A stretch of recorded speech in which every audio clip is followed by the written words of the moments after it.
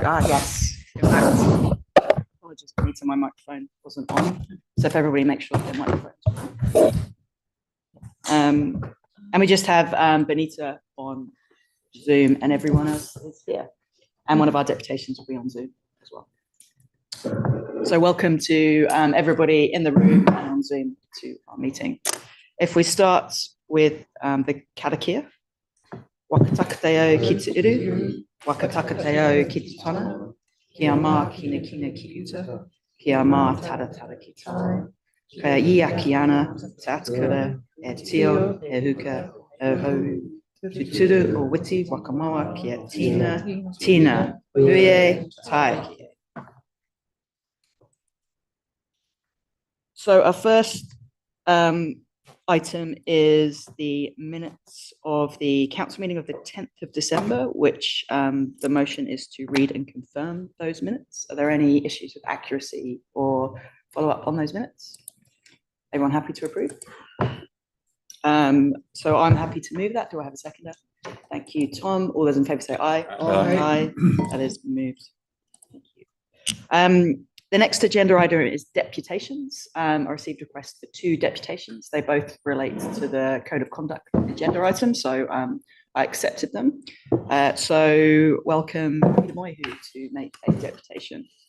Thank you, Madam Chair. Just before you start, Peter, just on the deputations. So just to remind people that deputations are on agenda items and they're on the matter that we're making a decision on. So on the code of conduct complaint, it's not getting into the actual complaint, it's about what we do as a council going forward and the decision in front of us. And also, given it is about the code of conduct, worth reminding people that everything in this room, we should follow our code of conduct, where we have respect for each other and avoid aggressive, offensive or abusive conduct. So I think it's just a good reminder of best practice to remember that. So with that, Peter, over to you. Thank you, Madam Chair. And I just also like to acknowledge my fellow iwi reps, Richard Buttimore and Dion Luke, who are here with me today. Madam Chair, the council has my affidavit and my complaint. The iwi of Taranaki want to reset our relationship with this council. We want to reset it based on honesty, because we have concerns that we haven't always been honest. So what you're about to hear, Madam Chair, is an honest perspective from an iwi point of view about our relationship. And if some of you find it hard to take, just bear in mind, I'm being honest. And make sure you're respectful when you're being honest, Peter. So if you're going to make claims, just make sure you have an evidence base to those in line with our code of conduct, okay? I will be as honest as the corridor I have will allow me to be. Okay. Madam Chair, last year, this council voted against the submission on the Treaty Principles Bill. This vote was led by Councillor Cloak, Councillor Walker, and Councillor McIntyre. This council was so determined to vote it down, some of you, in my opinion, were rude to the chair and the CEO and fellow councillors. I found the tactics employed at that meeting overbearing, rude, and it reminded me of bullies. Some of you were also rude to my son, Dinny. And yet, not more than a month earlier, he did a tremendous job for this council as MC for your Environment Awards evening. And yet, when he arrived to address you on the 10th of December, instead of welcoming him or even thanking him, in my opinion, you were rude to him. You know, Dinny is always courteous, helpful, encouraging, and diplomatic. And when you insult him in the way that you did, you insult me, you insult my whānau, you insult my hapu, and you insult my iwi. Just so that you understand that. And here's a question for this council. What was so terrible about council's submission that drove you to behave the way you did? Council's submission said the treaty principles bill will undermine your relationship with iwi. That's what the submission said. You showed you didn't give a stuff about that. You didn't even care enough to discuss it. Why? Don't you want a relationship with the iwi of Taranaki? Because if you don't, please tell us. Be honest. Please tell us. And here's another question for you. What have we ever done to you, your family, your community? What have we ever done to you? What have we ever taken from you? Tell us. What rights have we ever denied you? Be honest. Tell us. Because honestly, we don't know. But what we do know is we do know what your kith and kin did to us.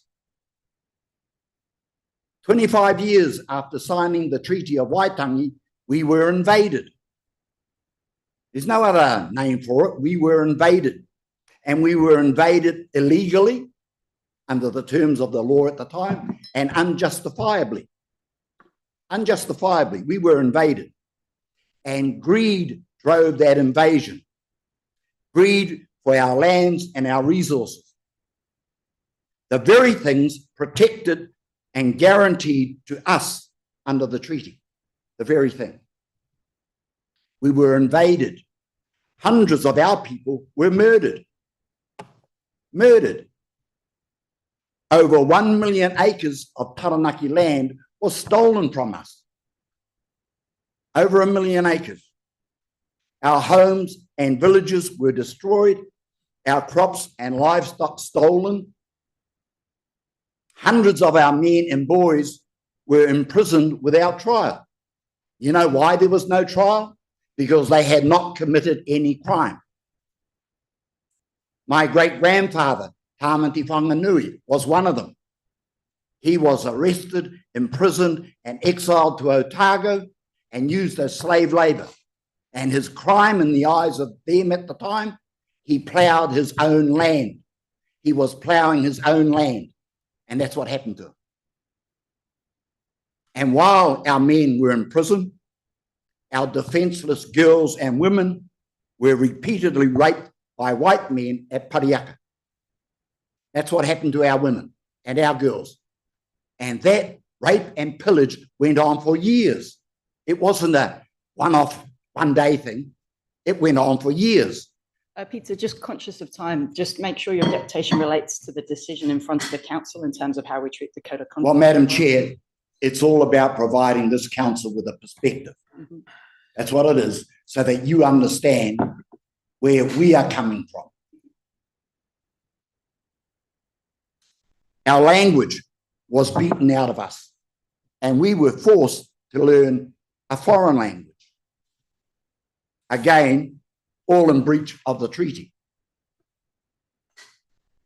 No one was punished for these crimes against us, these crimes against the treaty. The invaders, the murderers, the rapists all went free.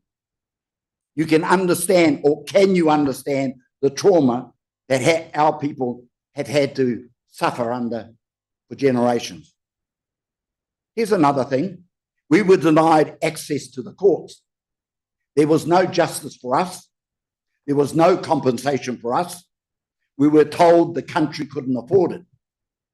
And yet it could afford to bail out the BNZ in 1989 for over $1 billion, $1.4 billion. That was more than the whole budget for treaty settlements. I'll leave that part for now. Treaty settlements were less than 1% of the value of what we lost here in Taranaki. We got an apology for everything else. But I guess what I really wanted to emphasize is no one has given more to this nation than us. No one. And that's why I don't understand your behavior on the 10th of December. I just don't understand it. You acted as though you were a victim. How have we victimized you? Tell us, be honest, because we'd love to hear it. The Treaty Principles Bill is driven by the same greed that led to the invasion of Taranaki in 1865. It's sponsored by foreign corporates and their shareholders. These corporates also sponsor the lies that spew from the mongrel mouth of Hobson's pledge. He spouts lies that Maori have special privileges. I think we're getting off the topic. The deputation needs to refer to the code of conduct issue. And while I recognise that giving your viewpoint helps people understand why you feel hurt by the way a council conducted itself, it's really important that it talks about the matter at hand. Well, Madam Chair, what I am explaining to this council is why we are at where we are at. Now, if this council doesn't want to hear it, just tell me. Just tell me. I'll bugger off. Because, Madam Chair, unless you understand our perspective, how can we be honest with each other? Because that's the difficulty that we see. We want to be honest with this council. We want this council to be honest with us. But unless we understand each other's perspective, how can that be? And all I'm trying to do, Madam Chair, is explain our perspective, where it has come from, and why we think and believe the way we do. That's all I'm trying to do. And it's this background that I suspect some on this council don't know about, is why I'm trying to give our perspective. If I'm out of time, Madam Chair, just say. No, you have. Okay, yep, that's time. Yeah, so I'll give, you can have 30 seconds if you wish to draw your argument to a conclusion, given I didn't give you a time warning before. I'm sorry, Madam Chair, I didn't quite hear that. If you'd, we're out of time, but I didn't give you a time warning. So if you'd like a few moments to conclude.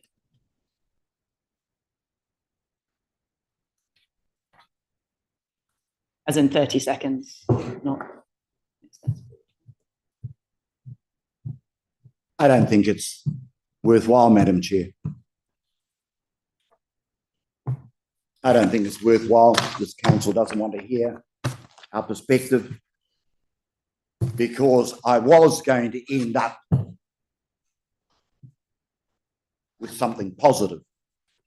Madam Chair, can an exception not be made to allow that to happen? I'd like to second that. Is everyone comfortable? Because I mean, we need to hear this, and I don't want anyone leaving here feeling that they haven't been heard. No, that's well said. I'm just conscious that we give people a certain amount of time. It's also I understand that, have, but I think that these are exceptional circumstances, and we don't want people leaving without. We do allow for questions too. So the question might be, Peter, would you like to? Okay, if everyone. Madam Chairman, would you be putting a time limit on the extra? I think So the general sense is it's important that someone has their say. Let's not artificially construct that. If everyone's comfortable with that around the room. I think that there is a strong sense around what I'm hearing around the table that we want to hear him. Okay, and we don't want him to leave unheard. So okay, let's carry on. Okay, Peter, if you'd like to, the council has indicated very much like to hear what the rest of what you had to say.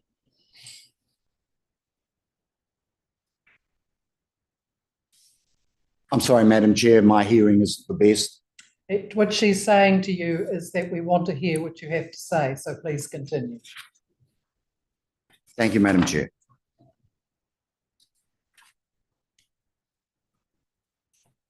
I was talking about the foreign investment that's expected to come.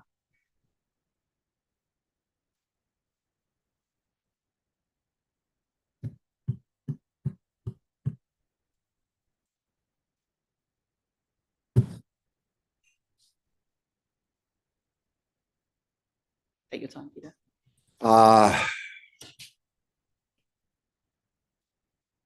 Madam Chair, the Treaty Principles Bill, the Fast Track Bill, the Regulatory Standards Bill, and the RMA Amendment Bill all share the same kaupapa, the same purpose. Their purpose is to diminish, reduce, or expunge environment protections. And as this council is responsible for the environment, I would have thought this council would be raising hell over them. As I said before, Madam Chair, no one has given more to this nation than us. No one. I don't know of anyone who's had 1 million acres taken from them and not been able to get compensation for it. But Madam Chair, the corporates who are sponsoring the likes of Hobson Pledge and ACT don't care about us. They don't care about our environment. They only care about their profit. But this profit is not for you and I. It's not for us. It's for their shareholders. The Treaty of Waitangi, ladies and gentlemen, protects us all, whether you understand it or not. It protects us all. The treaty principles protect our environment. We should all be supporting the current treaty principles, not working to redefine or weaken them. Madam Chair, we understand that every relationship has its bumps along the road. We understand that. My complaint highlights one of those bumps. But as I said earlier, we want to reset our relationship with this council. We want to reset it based on honesty. We want this council to be honest with us. Tell us to our face why you think the way you do. Don't hide behind falsehoods or that you don't want to be political. Be honest. We can take it. We've been taking it for a long time. Be honest with us. Madam Chair, my complaint calls for a judicial review because I don't trust this council to investigate itself. However, after discussing it with my fellow iwi reps and with the view of resetting our relationship with this council, we have decided to support the report's call for apologies and a follow-up by the CEO in option 3.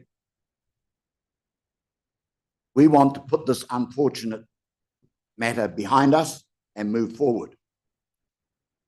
That's what the community expects of us, and honesty is what we expect from this council.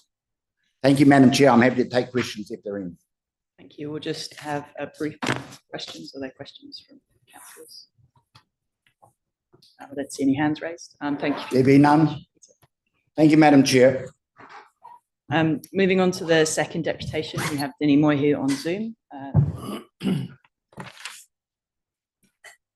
Yeah, kia ora, Dini. Nā ora mai to council. Just a reminder that deputations, we did give the deputation a indication of 10 minutes of timing. So just to remind you of that. And if you'd like questions at the end, please let us know as well. Right, thank you, Chair. Kia ora koutou, tēnei te mihi mai hoa, kia koutou katoa. Just sharing the sentiments of my father and in total agreement in terms of context. And speaking of context, I want to speak directly to the agenda item and also in full support of the recommendation provided. And I look forward to hearing the outcome of some robust discussions in the agenda item. I'll just get straight to the point. The day that I showed up to present a deputation with regards to an agenda item, I thought there was a lot of good faith because one reading a public report and then seeing how the Taranaki Regional Council had positioned themselves in terms of writing a report up for discussion. I was incredibly proud because the Taranaki Regional Council led the charge. I was incredibly proud of the staff, the one who wrote the report, the CEO, and also as elected members to provide an opportunity to have a robust discussion, regardless of what the outcome would have been. But you provided the opportunity. You inspired me to actually go on a tiki tour around all the other councils to advocate as a regional response, because what I know is when Taranaki works together, we can get things done. What I found perplexing was just when I was asked to introduce my deputation, that people took issue with the fact that I followed all the rules. I was allocated a time, and then I had to stand in silence while elected members argued of when is it an appropriate time for me to speak. I found it perplexing because I was trying to understand why. Although I play a role as a community leader, I was trying to understand why, when I follow the rules and comply, that there is an issue with me speaking at the appropriate time, which is before the agenda items and reports are introduced. And then it got me thinking, do elected members, do they challenge all constituents from the community when they come to do a deputation on a specific agenda item? Or was it just me? And if it was just me, why?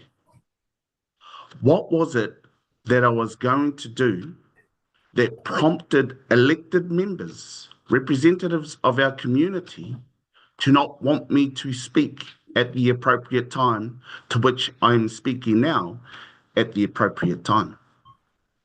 What was it that you wanted me to wait till the agenda item came up for me to then come back up to not only discuss the agenda item, but to praise the Taranaki Regional Council, to praise the leadership and elected members for being so forthcoming, to praise the staff and to say that this is the type of leadership that the rest of Taranaki could follow. There was no ill will in my intent. So why wasn't I given the appropriate time at the beginning? And then I started to think of some of the comments that were made by elected members that we shouldn't be political when you're in a governance position in local politics. And reading the conduct complaint that clearly illustrated some shortfalls got me wondering, how did we get here? The day that I presented, to just feel inspired by this council, because it wasn't that long ago, as my dad mentioned, that I was your MC for your environmental awards, and seeing this council celebrate all our community from all different backgrounds. And I felt not only uplifted that you were bringing our community together, but your acknowledgements to all our community showed me that this is the leadership that inspires me to be a better person. This is the leadership that inspires me to be a better elected member. But more importantly, this is what we need now. So to find that the behavior of the treatment to myself had me leaning towards a reflection of why. And to be honest, I still haven't come to a determination. but I'm open to questions. So when closing, Chair, I want to acknowledge you. I want to acknowledge your CEO and the staff who worked incredibly hard to provide your elected members with a comprehensive report and submission on the TDT Principles Bill. I hope that we can move forward from here, because I know I'm still going to push forward to help our community. I'm still going to be open, even if it's opinions that I don't agree with. And I think when it comes to leadership, that's the bare minimum of what we can do as community leaders. Nō reira, tēnei te mihi ana, tēnā koutou, tēnā tātou katoa. Happy to answer any questions. Ngā mihi nui, Denny. Are there any questions for Tom? Thank you, Denny. I'm quite happy to answer on item 9, question to why I moved that, and I can't speak for Councillor Hughes because she seconded it, but I will talk under the item 9 as to why I made that request to move you later in the agenda under item 9, under item 7, I think it was at the time. So will you be around to hear the discussions on item 9? Kia ora, Councillor, thank you for that. I would love to, but I'm kind of in a council meeting at the moment. I had to remove myself, or else I would have been there in person if I had the day free. So unfortunately I won't, but I can check it out on the online if it's possible. Okay, well, we'll look to provide a summary. Are you happy with the chair if I answer that now? Everybody. Answer the why? Yeah, I'm comfortable. I can't speak for Councillor Hughes. The reason I did that was for basically to hopefully benefit you as a presenter, because I thought it was so early in our agenda, and the item was down on the agenda on the 10th was item 7, and I believed if we were going to discuss this, which inevitably didn't happen, but if we were going to discuss this, I would have liked to have you just prior to that discussion, and I thought we would get better impact from your presentation at that time rather than have it several items before. So I was thinking that it would benefit your presentation rather than go against it. And I'm sorry that you have seen it another way, but that was the reason I moved to put you back onto item 7 at that time. I can't speak for, I mean, I moved it, Councillor Hughes seconded it, so I can't speak for her, but I was hoping that it would be beneficial to us and to you to have it clear cut right at that time. Because you hear it, you have the debatation, and then there's a lot of other items going, and there were some critical points that you made there. And I believed, and I still believe, that what I did was the right thing to hear you at that time. So I'll apologise if you've taken it the wrong way, and I probably should have explained that a little bit better at the time, but I certainly still believe that I did the right thing. And if I can answer, the reason I seconded it was because I knew that the agenda was short, and I believe that your deputation would have more value proximate to the issue at hand. So that was why I did what I did, for much the same reason that Councillor Cloak has articulated. So it certainly wasn't intended to cause any offence. I personally find it's much easier to deal with things comprehensively, with whatever's being said about the issue all in the one bite. So that was why I seconded the motion. Is it okay to respond? Can I say one more thing? I can put hand on heart, and I know Susan can too. We have not discussed this, why we moved and seconded. So I really wanted to hear what her response was as well today. So we haven't discussed this away from each other or away from the meeting. So it's both of us' response. She didn't know what I was going to say. I didn't know what she was going to say. And I think that's important to understand as well. Denny wants to. Just a quick remark to you both, councillors. Thank you very much to provide that clarity. But just a bit of feedback, I suppose, is that you can move an agenda. So if you see someone is doing a deputation on a particular agenda item that is down further to the list, you could actually make a move after the deputation to move that agenda up the line. So there could have been that way as well.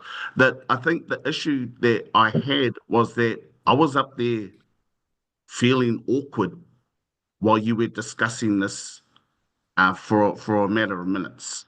And I was wondering what is happening when I was just following due process. So maybe some learnings for all of us, but I really appreciate the understanding. Kia ora. Thank you, Denny. Yeah, I think what's going to be interesting going into the debate on agenda item 9 is the code of whatever action we take, that's for the full discussion of recollections of what happened and why and what we can learn from that, rather than the debate today. But I think it is helpful to talk about these things because we do have deputations. So thank you for those comments, Councillor, and thank you for the deputation, Denny. Moving on to the next agenda item is election of chairperson. Nicole, I believe you're going to introduce this one. On the quirks. Through you, Chair. Firstly, just acknowledge your mahi, Charlotte, as Chair and the contribution you've made during your tenure in the role. So the memorandum before Council is to enable you to elect a chairperson for the remainder of the 2022-25 triennium. We've applied the same process that we use when electing a chairperson at the triennial meeting. The only difference is that in her last duty as chair, Charlotte will conduct that process rather than the chief executive. And then just for clarity of purpose, Charlotte will call for nominations. If only one nomination is received, then a vote will be called for on that. If council receives more than one nomination for councillor, then we'll need to decide on a voting system and a tie-break process. In the event that only one nomination is received, then a couple of the recommendations will become redundant. So we won't need to decide on the voting system, etc.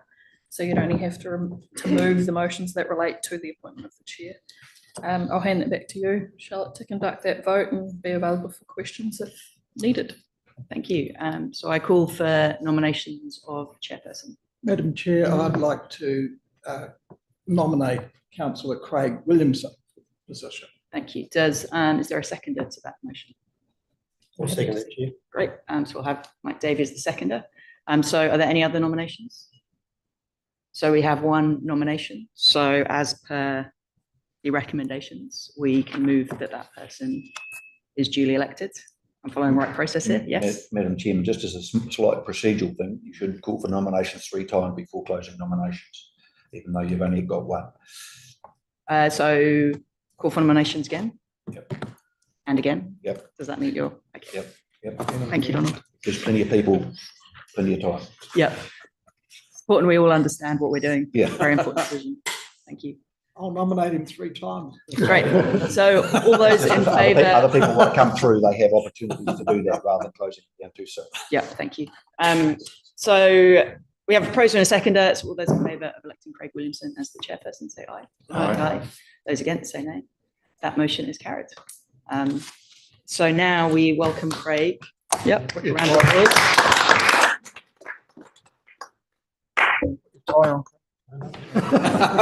And I just wanted to say a huge thank you, actually. I really appreciated, actually a huge thank you to the staff for all the support they've given me, to the councillors and to the other people around me through this process. And just to say how much fully endorse our new chair and really look forward to being a councillor and supporting the work we do until so. Thank you. Need to take his declaration. Chairperson.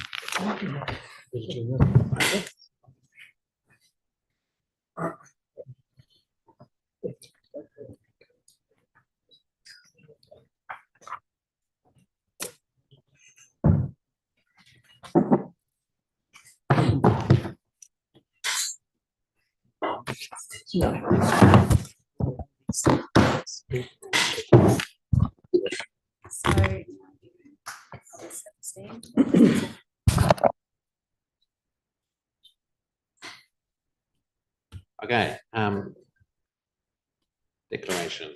I, Craig Stewart Williamson, declare that I will faithfully and impartially and according to the best of my skill and judgment, execute and perform in the best interests of Taranaki the powers, authorities and duties vested in and imposed upon me as chairperson of the Taranaki Regional Council by virtue of the Local Government Act 2002, the Local Government Official Information and Meetings Act 1987, and any other act.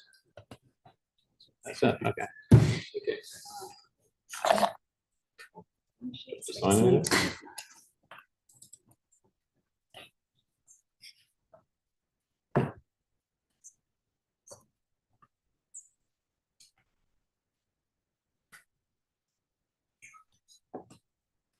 Okay, and just before we move the recommendations, huge thank you to Charlotte for your, was it 8.5 years of service to the region and the Regional Council, and your time as Chair of Policy and Planning Committee, and also your time as Chairperson. So obviously we'll see you throughout the rest of this term, but thank you for everything that you've done. Recommendations there on page 10.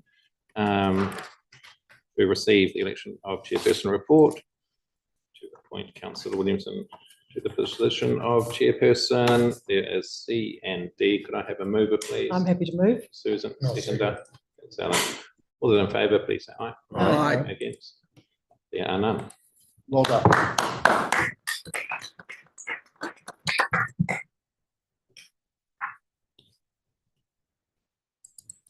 Okay. Tab number 6, we have the receipt of the Operations and Regulatory Committee meeting. Benita, I see your hand raised. Kia ora and congratulations, Thank you. Mr. Chair. Just noting that my name doesn't appear in the list of attendees for that meeting when I indeed was online and present for that hui. Thank you. Okay, yes, thank you, Benita. Those will be added.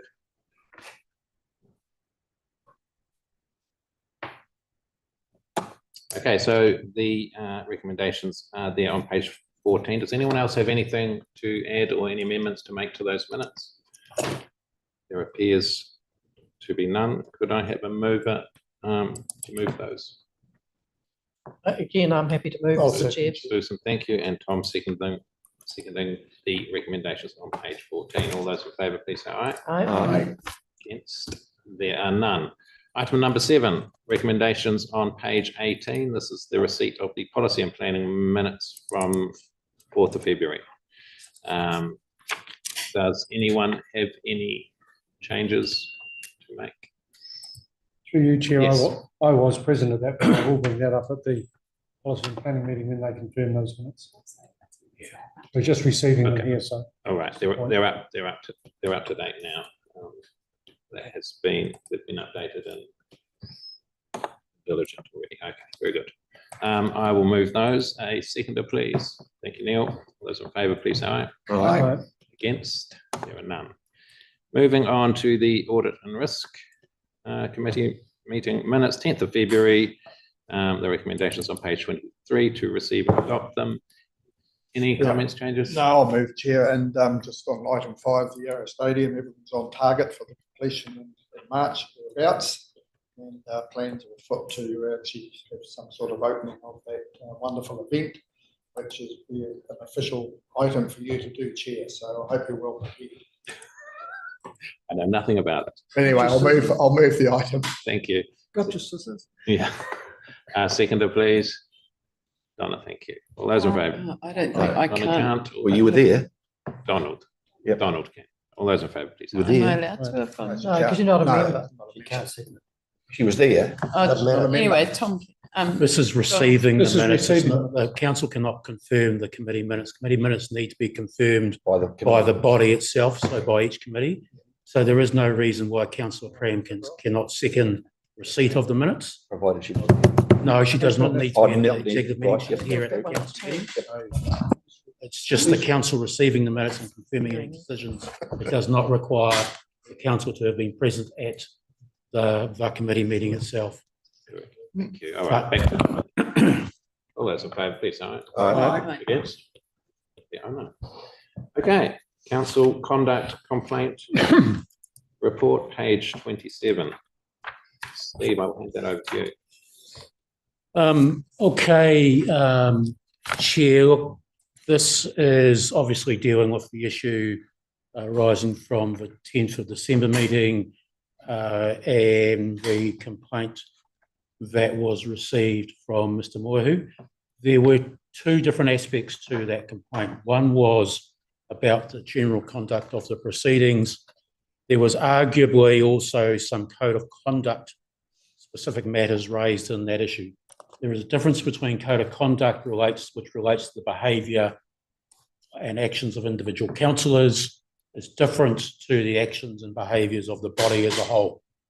The code of the actions and behaviours of individual councillors are not dealt with in this report.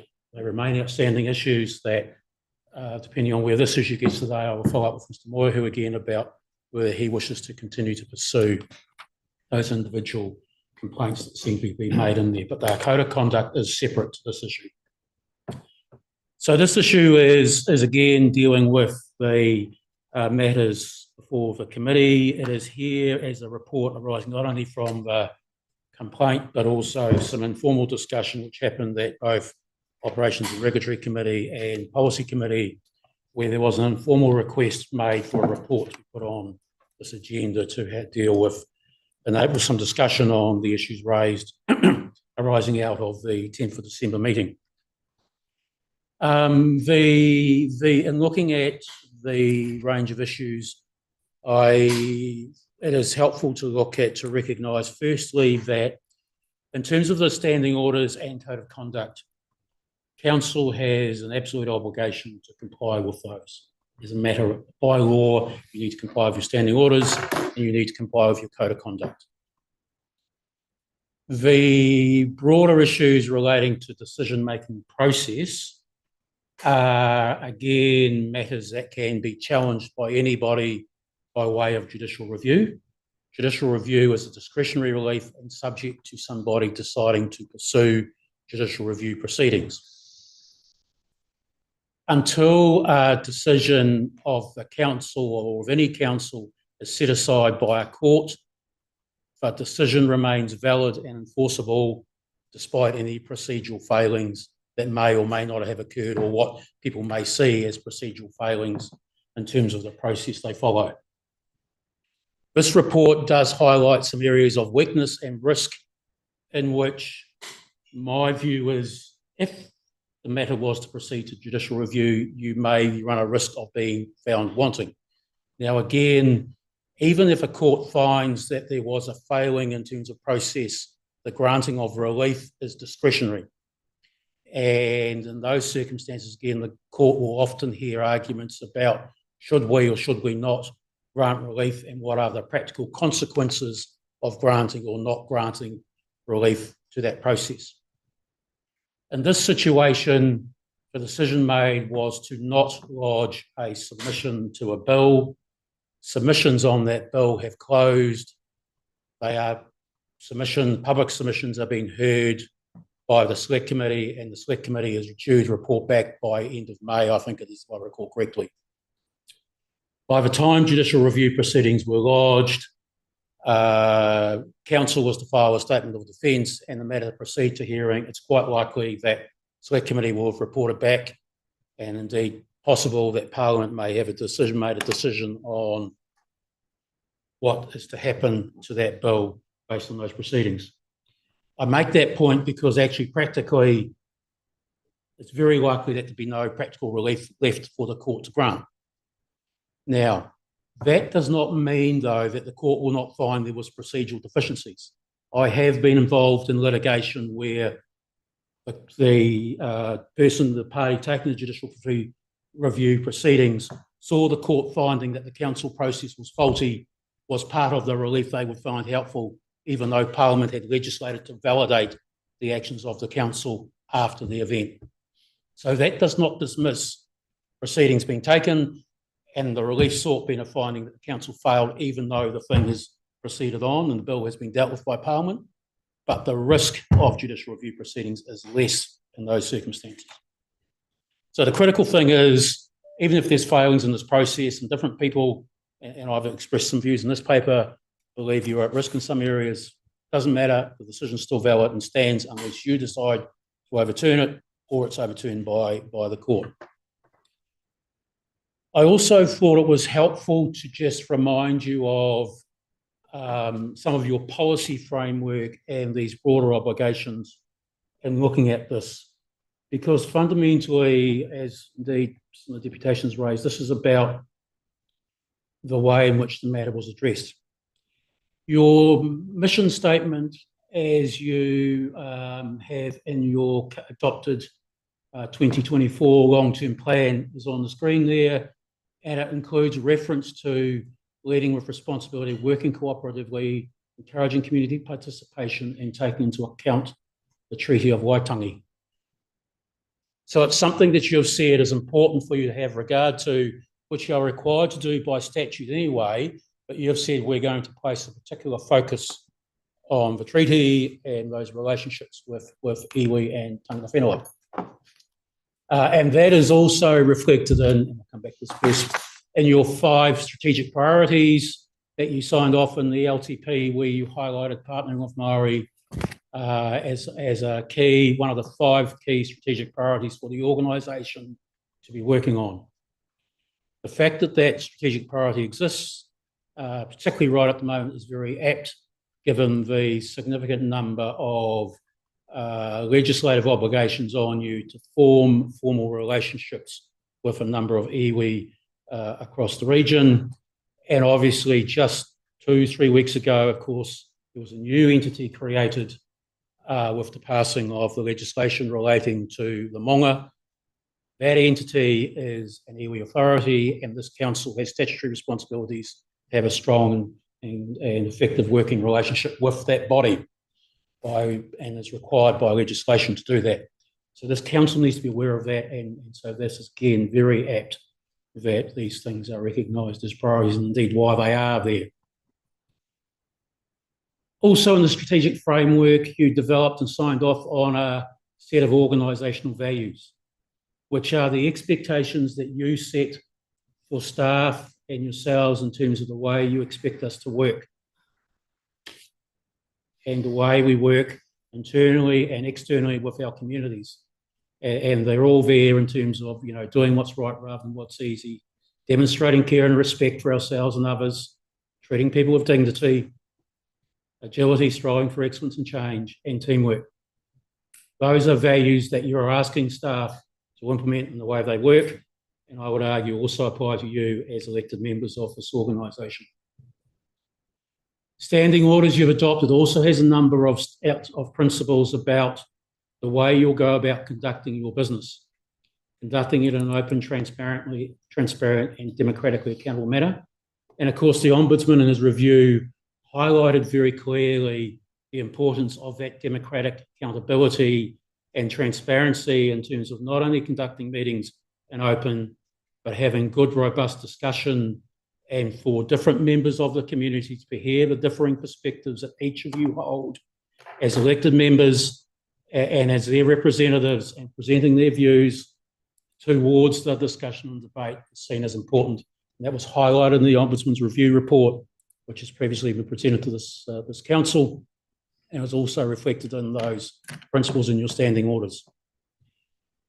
And again, those again about making yourself aware of the diversity of views around the community and recognising that there is diversity of views and different peoples will have different expectations around those is absolutely contemplated in the legislation, because the legal obligation in terms of the local government decision-making process is to firstly identify what those views might be and the range and the diversity of the views, and then standing back and saying, given these range of perspectives, what position do we want to adopt on it? Those are decision makings that you are, or responsibilities that you are required to meet and empowered to meet under the Local Government Act. Code of Conduct, again, sets a set of principles that you've signed off on as governing and providing guidance on the way you wish to work as a governing body in terms of acting public interest, honesty, integrity, objectivity, etc. They're all covered there in the direct quote out of the Code of Conduct as to the standards that you wish to meet as a governing body, and obviously the way you act in terms of those flows on down through the other governing parts of the committees that are part of the council. Local Government Act principles, and this is just a small subset of the principles under Section 14 of the Local Government Act, which describe the way in which you are required to act and work, act in transparent, open, accountable manner, again, very consistent with the previous ones, and providing opportunities for Māori to contribute to your decision-making processes, acting in accordance with sound business practice, etc. For decision-making provisions themselves, importantly, Section 76 is the first one, which says every decision made by a local authority must be made in accordance with such of the provisions of Section 77, 78, etc., that are applicable to that decision. The requirement of Section 76 is a must-do, and albeit you have some discretion about the way in which you fulfil the contributing parts to that process. But the mandatory nature of that obligation in Section 76 was discussed in a very recent Wellington City Council case, which I've highlighted there, relating to those matters needing to get formed in key collective. Section 77 says that for any decision or matter before you, you need to identify the range of reasonably practicable options. What are the options for doing that? And also implicitly, court decisions have said do nothing is always an option in terms of not making a decision on the matter or not maintaining the status quo. Is also there. Section 78 is about the community views piece, and then 80 is significance. Now, importantly, 76.2 refers to the discretion to judgment under Section 79, which is a critical piece of the legislation which the council is able to make a subjective judgment about have we got enough information? Have we considered the range of views that are reasonably appropriate to do so before making our decision? Section 79 is a safeguard mechanism that you can choose to use in your decisions. It helps protect your decisions from being challenged by way of judicial review and other matters. Therefore, it makes sense to do it. And that's why it is one of our standard recommendations we do. It's a safety bit. It's like your seatbelt in your car. You wouldn't get in the car and drive without putting your seatbelt on. You wouldn't generally make a decision without passing a Section 79 resolution. 10th of December, you did just that. You got in the car without putting your seatbelt on because you voted against making a decision under Section 79 that said you had adequate information to consider the decision matter before you, and you were happy with that judgment. You also determined that the decision was not significant. Therefore, presumably, you saw the matter as being significant. And if it is significant, you have to achieve a much higher level of compliance with the decision-making matters and how you've considered those than you did, than you would otherwise do if it was not significant.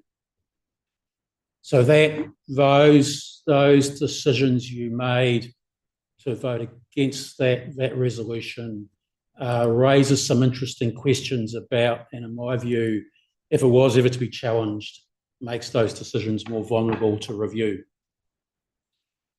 The other, and again, court procedures say that reinforces Minotaur is all about, it's Court of Appeal decision, which essentially says Section 79 is the car safety seatbelt. You should use it, and it's very hard to challenge and prove that it was wise not to have applied that decision. And the Whakatane case I refer to there simply says the rationale for your decision should be recorded so that it's clear. The other interesting piece, or the other piece again, which is reasonably well known as the right approach, if something is dealt with under delegation the higher body, in this case the council, cannot override a decision made by the lower body, whether that be a committee or whether it be that's something that's delegated to staff. The appropriate approach is to ask that lower level body to review their decision, having regard to the factors that are of concern to you, and remake it considering these matters. On the 10th of December, Standing Order 15 says, should a deputation be agreed to be received, it will be conducted at a time determined by the chairperson of the meeting. Standing Order 6.4 says, nothing in standing orders allows a council committee, or it goes on committee or subcommittee, to rescind or amend a lawfully made decision of a subordinate decision-making body. The chair is a subordinate of this council, but the chair has a clear right and legal authority to make a decision in which order matters are made by this council when deputations shall be heard. So clearly that decision to change the order was contrary to standing orders. And therefore, given you have an obligation to comply with standing orders, was arguably in breach of the law. So, interesting questions there, which I've really covered off. And then predetermination and bias. And again, there is a range of case law on this, and this is a quote from the Auditor General's publications. Predetermination is any situation where you are making a decision about something and there is a risk that people will think you made up your mind before you considered all of the evidence. And I've included reference in there to an historical Eltham case which refers to what would an informed objective bystander think of the proceedings of the mindset of people in looking at these matters. It's just a useful, while it's within its jurisprudence for pecuniary conflicts of interest matters, I think it's the concept of that is useful to utilise in thinking about and reviewing the process that was followed on the 10th of December and whether or not the council met its own policy expectations in terms of the way the matter was dealt with and the relevant legal requirements. Attempting to apply those standards, this report suggests maybe the council didn't quite meet some of those standards that it says it aims to meet. And so hence why the recommendations that are in there. Now, the report also includes 3 options for proceeding to look at, as well as proposing that council acknowledge that perhaps we didn't quite get it right, and it is absolutely at council's discretion to make that decision about whether you agree with those recommendations or not. It also suggests that the council look to use the lessons from that process as a learning and improvement experience and improvement opportunity. And there are 3 different options put forward there by which that identification of some lessons and learnings coming out of it might be identified. And again, I think going through that process is quite helpful potentially in terms of recommendations that this council might make to the council coming in elected on the 10th of October for the next council next term. That's something we did before the last elections, where we asked members to provide some feedback on options for improving the way we work, and indeed some of the committee structure was changed as a result of some of that feedback. For example, was one of the things we did was change the role of Ops and Reg Committee and things. So, but then obviously also there's the potential to change some of your own processes, albeit this sort of review process will take a bit of time. First one is to establish a conduct review committee amongst yourselves to look at the processes and what maybe went from it and how it went on. The challenge with that process, of course, is that you'd be reviewing your own actions and could be seen as having a conflict of interest. And indeed, the same argument applies to the third option of an internal review option. Arguably, all the staff are equally conflicted in terms of what happened on that 10th of December meeting, and so potentially shouldn't be doing the review of that process themselves. That is a perspective you could take on it. which leads you to option 2, which is the external review option of getting one or more external reviewers to come in and look at what occurred, what happened, and what are the improvements that might be made as a result of that. Given this particular matter has an element of, I'll use the word political dimension to it, as well as a procedural dimension. You may even want 2 people with differing skill sets to do an external review if you're going to do that option. One of the challenges with that sort of option, obviously, is the cost. A couple of reviewers who would probably go through and interview 20 plus people, you're probably looking at a 3-week process at least, practically, and you've got the delays of identifying and testing availability of reviewers, the logistics of organising them, bringing the report back here. You could be looking at 3 to 4 months to complete such a process, which will be both a movement of time as well as the cost associated with that. But there are precedents for those reviews. I've just highlighted a number of those sorts of reviews have been done in recent times, and they can add value. The big issue, I guess, is that they do take a bit of time to work through, particularly by the time you get availability and then work through the process. And of course, we're now getting to a point in which October is rolling around relatively quickly. So, but having said that, the review could well be, again, something that goes to the new council, put in place after the 10th of October to enable them to pick up any recommendations that are useful for it. In terms of significance of this decision, I've suggested the matter is of this relates to the confidence that the public can have in the governance functions of the council, and therefore it's a matter of reasonably high significance. Whether it's actually significant, my recommendation is that it doesn't quite reach that threshold, but it's certainly up there in terms of the level of significance. And so you may want to have a bit of discussion about whether it does meet that threshold, and we should see it as significant. Open to discussing that and getting some more input on that particular issue. Look, I think those are the major issues in the paper, but very happy to take any questions. Thank you, Steve, and thanks for that thorough report, detail that you've presented here today, and the presentation, timely manner that you've done all of this and brought this to us. Does anyone have any questions for Steve to begin with before we start a discussion? No, none at this stage. Donna? That option 1 and 3, could you have a mix of both, like the chief executive and a couple of councillors? Yeah, you could do. Yep. Look, even in that internal review process, I make it clear we would seek to get, and I think this is a natural justice issue, is we'd make available the opportunities for all councillors to have a discussion with the staff doing the work on their observations, thoughts on what occurred and how we might improve our processes. I think that's important that all councillors and staff that are involved have an opportunity to have input into that process. But you could delegate it off to a subcommittee and. Just a further question, just exploring options. Mm. Is it somewhere where if we did internal, we could get a brief peer review at the end? Would that add any value in your opinion, Steve, or would it be too tricky to peer review of those things in reaction?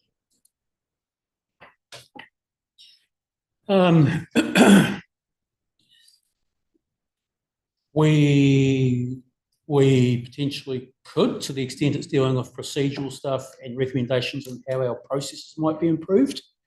I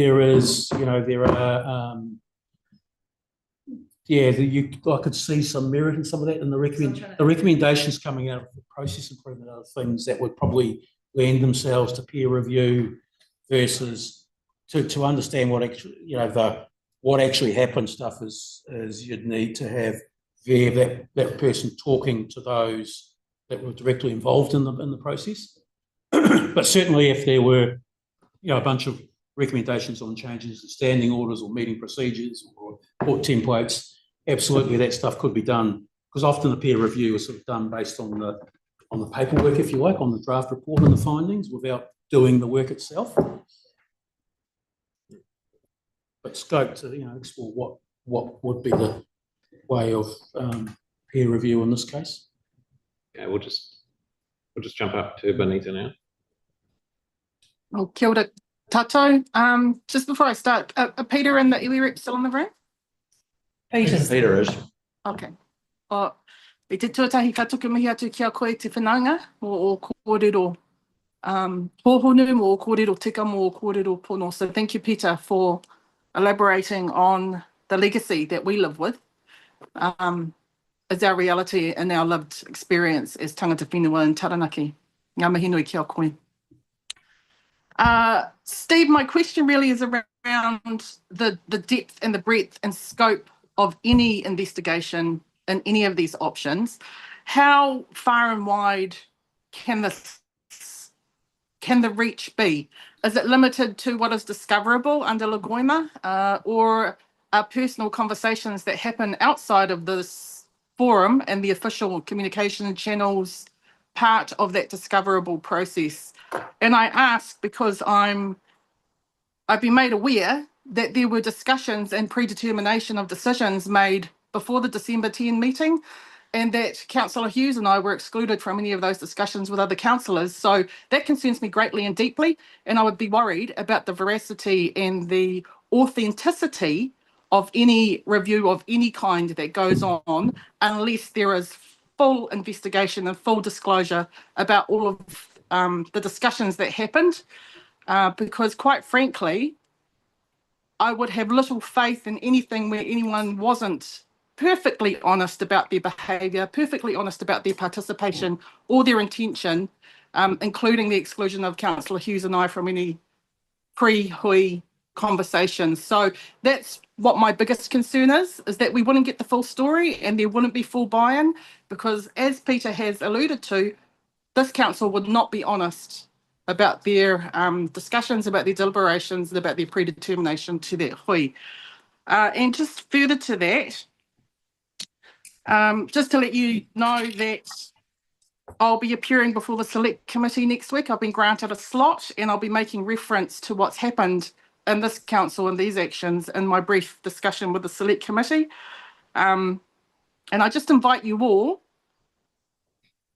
as Peter has mentioned, and as another great-granddaughter of a Parihaka prisoner, to invite that discomfort into your lives, to understand that we still live with the trauma and the legacy that Peter outlined, and that while some of you may have a rosy view of what happens now, we still, as whānau, iwi and hapu, live with that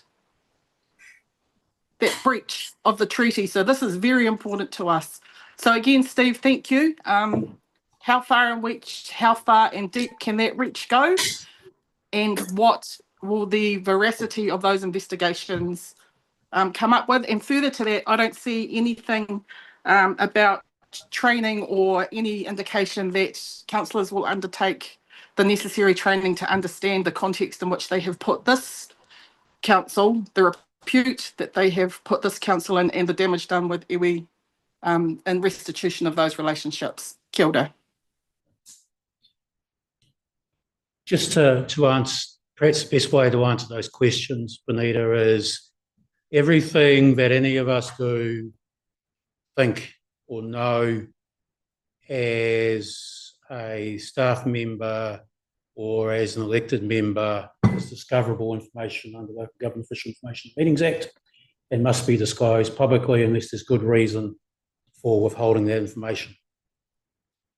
So what went on or didn't go on in discussions outside of it, of formal processes, is discoverable information, is part of the records of this organisation. And I would certainly, under Lagoima, because I have specific obligations under the Act to act outside of the authority of council, would need to have responsibilities to seek out and gather such information. That's an obligation I have under the Local Government Official Information Meetings Act. One of the recommendations on any review process is that you ask me to report back on what the process might look like and the scope of it, and certainly the skill sets that we might look for in terms of if there were to be external reviewers is something that could have regard to some of those sorts of issues. The nature of the work that needs to be done would be relevant to the sorts of people that I would recommend to council they consider appointing to do it. And so that would be relevant in that report that comes back here in terms of people who are experienced at doing this sort of work and understand the dynamics of local government and the way it works is, again, also helpful for exploring those things. Kia ora, Steve. Susan. Obviously, any review that's undertaken is prescribed by the terms of reference. So we would agree on exactly what was to be done and the process to be followed. As it happens, I've had a bit of involvement with these things over the years, and I would counsel us not to consider an external investigation. The delay, the cost, the immense amount of time that staff and others would have to spend on this is just daft, particularly when I hear Peter extend the olive branch and say that he would be satisfied with an internal inquiry. I think that if we have robust terms of reference that allow us to feed into this inquiry all of the things that we are concerned about, then we should express confidence in our chief executive that he can undertake that level of inquiry and come back to us with something useful, anticipating that we will all be involved in the process. So that for my vote, that's where I'm sitting with the thing. And just so you all understand, the rules of natural justice require three things. Firstly, that you know what the case is. Secondly, that you're given a fair and reasonable opportunity to respond to it. And thirdly, that you are heard by an unbiased tribunal. So the person in this room who is at least is beyond reproach in the bias stake has to be our chief executive, because he did not have a vote. It's we who voted. And so to some extent, we've all declared our biases by our vote. And I would strongly encourage you all to spend some effort putting together decent terms of reference and to express the confidence that I have, at least, in our chief executive and to being able to do a good and robust job in sorting this out. Thanks, Susan. If I may, through the chair, to Peter, in your presentation, you did extend to say that you were quite happy with, or the iwis were quite happy with an external review. You've sat here and listened to what Steve has presented today. Are you still of the view that the iwis, including yourselves, will be still happy if an internal review was carried out? Thank you, Councillor. Yes, we had lengthy discussions about what is best for this council. What is best for this council? And we believe option 3 is the best approach for this council. And we'd be satisfied with that. Thank you for your reply. Charlotte. A few comments. I just wanted to, it was interesting the discussion before about deputation, about how the perceptions of how we act and how the public take that is an important thing too, as well as what we think we actually do. So I was just sitting here with Steve's detailed presentation about all the possible things we did wrong and ways we can pursue, and the perception of, say, a councillor sitting there reading the newspaper and seemingly the perception of not taking any interest in the discussion while we all have a debate, I find quite offensive. So I just thought I'd start by saying that. The second one is that I'm with Susan. I think we need to find a pragmatic way forward. And on the face of it, I want the public to see that we've not been conflicted or things like that. And yes, Steve was part of those discussions, so it's important that councillors feel that we have an independent process and the public feel that. But I feel that there's pragmatic things we can do to work our way through that. So I think there's a bit of just probing to see whether there are any refinements on that, like good terms of reference, potentially if there's a peer review or who we involve in those things. But I think the internal review, we can refine and make it so that's the case. But it's really important all the councillors at this table fully support that and feel that they will get a just process, as you said, as part of that. So with that, I'm happy to support the recommendations in that. And I think, as we said, it's about having a good discussion and probing issues and make sure we're all there asking those questions. On the significance piece, having read the rules, I see what you mean, Steve, around this borderline. I mean, this is a chance for council to really think about how we go forward. A number of councillors have mentioned around ways we can improve. So I think there's a whole heap of stuff there. And if we do this well, this really sets up the council for a really good future going forward. So yeah, I think getting good terms of reference, thinking through that significance piece, but I don't think it's significant in the sense of the judgments we need to make in these rules. Thanks, Charlotte. Just Steve, on terms of reference, etc. We head down this path. Are we going to would we make a decision on that at the next ordinary council meeting, or would we discuss, do we have to make a formal decision on and adopting terms of reference? So it was, this report proposes we would draft some terms of reference and think about the scope of it and the approach, the methodology piece, and bring that back, because I'd certainly be seeking some guidance from not only my direct colleagues here, but also some others that will probably provide some useful input into it as well for that scope of process. Mm-hmm. So yeah, and we would aim to try and get that back for the next council meeting, yes, in 6 weeks' time. So we'll give this a level of priority to try and advance it. But yeah, that would be the aim. Donna. Can we also include like some of the processes maybe before it got to council? You know, like, can a late item go to policy and planning? You know, that kind of. Yeah, yes. That would be really good to include. Yes. Yeah, that's certainly one of those process improvement issues that we will have a look at, because more and more we are finding we have to move at real pace, very late on short timeframes, and it's just constant. So yeah. Thank you. Anybody else want to speak to the recommendations? In general, Donald. Mr. Chairman, I sort of favour option one more, but I also see that as a mix of councillors and staff, because I think there was conflicts on both parts. We all didn't quite get the process right. So I think bringing those two together, we can hopefully look for a solution going forward.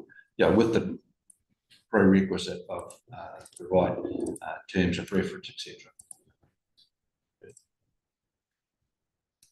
Anybody else? Okay, so look, the recommendations are there on page 27. So we're receiving the obviously the complaint memorandum. We've got B there confirming that the meeting acted in a manner consistent with normal meeting protocol, relevant statutory provisions, expectations, good practice, etc., etc. We are C, apologising to Dini Mahu, iwi representatives, council standing committees, Taranaki community, and councils who were not able to express their views on the merits or otherwise of making this submission.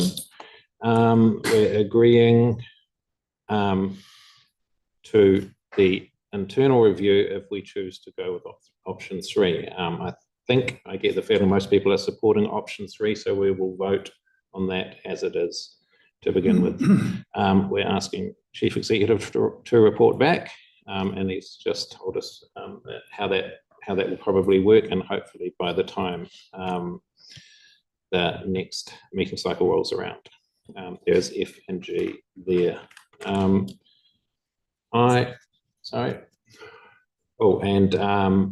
Before we move forward, I've got one more question from Benita. Thank you, Mr. Chair. Just in terms of the apology to Dini, I'd like some clarification as to how that will be undertaken. Tikanga being correct, that should be done in person. The man's mana was trampled in person, and therefore any restitution should also be done in person. Kanohi ki te kanohi. So I would like some commitment that that will be done in a time and manner that is suitable. as a new chair, I'm happy to take on that responsibility. I'll contact Denny and I will, on behalf of council, relay that apology to her. Okay, so, yes. Thank you. Through you, Chair. Item C, which talks about the apologies and also those apologies to councillors that did not have the chance to have their say. With regard, I read through the affidavit of Mr. Mahu. On page 41 in the item, there states the councillors that were opposed to having that discussion on that, and there were names omitted from that. That he has listed. He's listed 3 councillors who opposed having who were in favour of that going to a discussion. I know myself, I did vote to have the discussion. Yes, there were a couple more. So there are names that are omitted from that. Sure. Let's not. But let's. That is the minutes is the official record of the meeting, and obviously 20 people in that room. If they all put forward how they recollect things transpired, I think there'd be 20 different versions of the same thing. So that's how Peter sees it. Through you, Chair, it could be another good indication that maybe our minutes should have some more information in them. We could perhaps look at that too. We'll discuss that. We'll discuss that time. That's Thank you. Yeah, the standing orders is pretty clear on those issues in terms of if a member wishes to have their vote against something recorded, standing order, whatever it is, records details that the member needs to indicate they wish to have their vote recorded at the time immediately after the vote's been taken. Now, there can be a division. Is it called a division? And there can also be a division in which there'd be an official paper record which will become part of our archives, recording the way in which individual councillors voted. Any member is entitled to call for a division on any item at any time. So that's again a tool option which needs to be made clear. So that issue of standing orders and how they work and the extent to which council actually wants to use them is one of the issues to be explored through here, because they are there, they have a process which I think again is not necessarily well understood, because a lot of that process stuff actually happens once there is a motion that has been moved and seconded. And of course, a lot of the time we discuss the pros and cons of different items before we move to the formal moving and seconding, which is when the formal standing orders process starts to apply.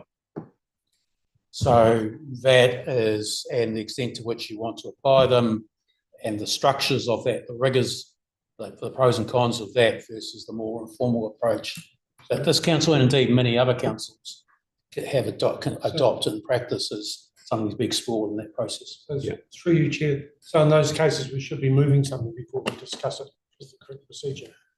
Otherwise, you can, but then you take staff out of the discussion. So the protocol and standing orders is that you obviously explains the report, answers the questions, and then once you move and second and apply that process, elected members have the ability to ask staff questions. But we don't have the right to, which we often do in the more informal discussion, say, understand that, but have you thought about ABC? Understand. So that's the trade-off. So you need to make, which is where the more informal approach that works well, which it does for 99% of business, it's 95% of business, it's probably the 5% where you want the rigour and structure that standing orders brings is something again to be thought about, and again perhaps some recommendations passed on to the next council about how they use them appropriately and how they might wish to their modus operandi, if you like. I do know here in the minutes and then the report is still talking about a majority and minority, and I think that's generally how we conduct our business. It's further to that, Mr. Chairman. If the committee decides to amend the recommendations, it's a lot easier to do that prior to them being moved. If you move them, then you've got to move an amendment, et cetera, et cetera. So if you have the discussion and the consensus is that we write the motion a different way or something like that, then you write the motion, you move on it from there, rather than actually go through a formal process to move the amendment and get that process done that way. Easily done. Yeah. So Okay, well, there is, the recommendations are there in front of you. I'm going to move them. I'm calling for, So by the recommendations, you mean options 1, 2, or 3? as they're here, the option 3 is listed So we're in the moving, recommendation. we're moving option 3. We are moving option 3. It's there in the I'm happy recommendation. to second that. All right, thank you very much. All those in favour, please say aye. Aye. Against? No. There is one. And that brings, Do you wish that vote Yes. to be recorded? Be recorded as Donald against, or Councillor McIntyre that's when you against? do it. That's when you do it. All right. Thank you. Just for clarity, you're more in favour of option 3, option 1 there. Yeah. Thank you. Okay. Thank you, Mr. Chairman. Thank you, ladies. Thank you, Peter. Tab number 10, appointment of Councillor Littlewood to standing committees. Nicole, if you could tell us what's going on, that'd be great. Thank you. No. Okay. Just You're a checking. councillor. So Councillor Littlewood has held positions on each of our standing committees in her role as chair. And obviously with the appointment of the new chair, all those ex officio positions would be filled by Councillor Williamson. So as noted in the paper, this is simply a mechanism to allow council to appoint Councillor Littlewood to the standing committees. I've presented 3 options to you in that report and recommended option 1, which is a direct swap. I just note that that doesn't include the chair of policy and planning. That's probably a discussion post the meeting. It's simply putting a bum on a seat, for lack of better words. I'll take the remainder of the paper as read and answer any questions that you might have through you, Chair. Any questions for clarification for Nicole? Could I have a mover, please, for the recommendation? Thanks, Alan. Seconder. Yep. And Susan, all those in favour, please. Aye. Aye. Against? There are none. Okay. Annual plan. Mike. Yes. Chair, congratulations on your appointment to the position. Thank you. Over the last 2 ordinary meeting cycles, we've considered a number of matters, issues around the 25-26 annual plan, and we noted in those papers that we would then come to a sort of a head at this meeting, and we would make a decision on the approach we're going to take in terms of undertaking the special consultative procedure on the 25-26 annual plan, or using the streamlined provisions within the Local Government Act to allow us just move straight to the adoption of our annual plan. So we now have a proposed annual plan, which is very consistent with year 2 of the LTP. There are no significant or material differences from year 2 of the LTP. There are no new or significantly updated issues that the Council has identified to consult on. Therefore, we are recommending that the annual plan not go through the special consultative procedure and go straight to adoption, and we're recommending that occur in May of this year. If you decide no, that you wish to undertake a special consultative procedure, we do need to identify the issues and options that you wish to consult on. Next steps, should you go down the procedure of adopting the annual plan without the special consultative procedure, we do have to consult on our Section 36 of the Resource Management Act charges. So we will undertake a special procedure on that. And then once that is complete, look to adopt the annual plan in May, at the May ordinary meeting. So that is the gist of the paper in front of you. Chair, I'm very happy to answer any questions or provide elaboration. Yep, thank you, Mike. Thanks for that report and all the work you've done on this, Alan. Through you, Chair, I think a while back we talked about there was an option to have not a strictly formal consultation process, but a process where you can ask the ratepayers, if you like, things they thought that could be changed, and we can address those, or at least have a bit of a discussion on that if there was anything, as opposed to just passing it in its entirety. I think it'd be nice to ask our public if there is something that they might want changed. And I'm not talking about a serious change, I'm talking about maybe a tweak and how something operates, or they feel there could be some benefit in a slight change. I think you talked, there was an option to do that at one stage. Through you, Chair, we could look to create a more informal process to seek some informal feedback. We'd have to do a little bit of work on how that might look and what that might involve. The issue would be is as you've noted there, the caveat around it being insignificant minor matters. The issue would be if you come up with something major, then you're suddenly at May, with a statutory deadline of 30 June, you have absolutely no time whatsoever to deal with anything of any significance that came up. That would be, but you could do an informal social media type, newsletter type basis to gather some Just if there's that views. I just feel it's easy enough to adopt it and as you say, get past that stuff in the long-term plan, but the long-term plan happens reasonably quickly for the in-depth stuff that's in it. And I suppose once you start getting into it and start reading it, there are maybe some slight tweaks that the public or even ourselves could look at. Yep, thank you. You'll go first. Mr. Chairman, I was just going to ask if something came up that people might want to argue about quite seriously, like rate increases and these types of things. And also, I do know some agents, some bodies out there that feel they would like more money in this kind of thing.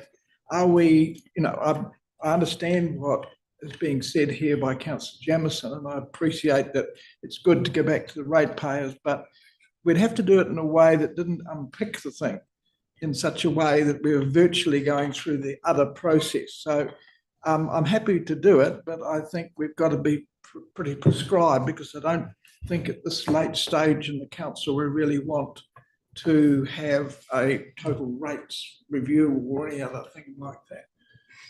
Chair, there's an element here of wanting to have your cake and eat it, and I would caution against that. You've got two choices: go and talk to the community about a set of issues and options around that, and do the formal process, or go straight to adoption. I think the challenge is if we go with something informal, then we're creating an expectation that can't be met. And I'm reminded of the old adage that a camel is a horse designed by a committee. So you don't want something that's neither use nor ornament. Charlotte. Yeah, sure. I understand the sentiment that Alan's bringing in and completely support it. I think a very valid point there. This is probably the third discussion we've had around the annual plan and how we're approaching it. And the last discussion was an opportunity for councillors to bring up anything they wanted to add or change. No one brought up anything apart from Donna, which was more a policy and planning operative thing. So there's nothing worse than being asked your opinion and then people just ignoring it because they never had any intention of really asking that question beforehand. So while I fully appreciate the intent and it's nice to ask the question, I don't think we actually have any intention to change anything, and we have a long-term plan process that set it in plan. So I'm fully supportive of just adopting what we're doing in the consultation. Benita? Kia ora, yes, I agree. I hear what you're saying, Alan. The difficulty is the timing, the lack of change, but also taking on board perhaps, do we look at having more citizen assembly type consultation and formal consultation so that we're not just relying on those official consultation periods? Do we engage further with our communities along the way rather than at specific times? So agree that we could perhaps look at how we engage with our communities, but I'm in favour of proceeding with it as recommended in the report. Thank you. And Chair, I would note in responding to that comment from Councillor Bingham that in the last year and in the next couple of 3 years, the number of opportunities where we will engage with our communities over some really significant, major, fundamental issues, particularly around fresh water, are huge. And those, you'll recall the road shows that we did last year and the engagement we had with our communities and how successful that those processes were when you had a specific issue to go and talk to the community about. And that works well. Similarly, with the long-term plan, you've got a lot of submissions and you've got a lot of feedback and you've got a lot of engagement because you went out with half a dozen really serious, significant issues. You had your options, you had your financial implications of all of those options, and you were able to generate an effective consultation process. I guess my underlying sense is that any process we go through that is less than those standards, we won't really be engaging. We won't really be teasing out any significant issues because we're not going with our heart in it. Tom, you want to say something? I was just going to move the recommendations one to A, B, C, and D. Is it D and not E? 63. Yep, very good. I will second that. All those in favour, please, aye. Aye. Against? There are none. Thank you, Mike. Right, now for the real meaty one. Meeting, tab 12, meeting dates for 2025. Thank you, sir. Anyone else? Anyone want to second it? Thanks. Alan, all those in favour, please, aye. Aye. Okay, public excluded recommendations are there on page 73. I will move them. Donna will second them. All those in favour, please say aye. Aye. And then we're moving into tab number 15, which is the. So Sorry, let there me we just know. confirm that Sure. we are done. And then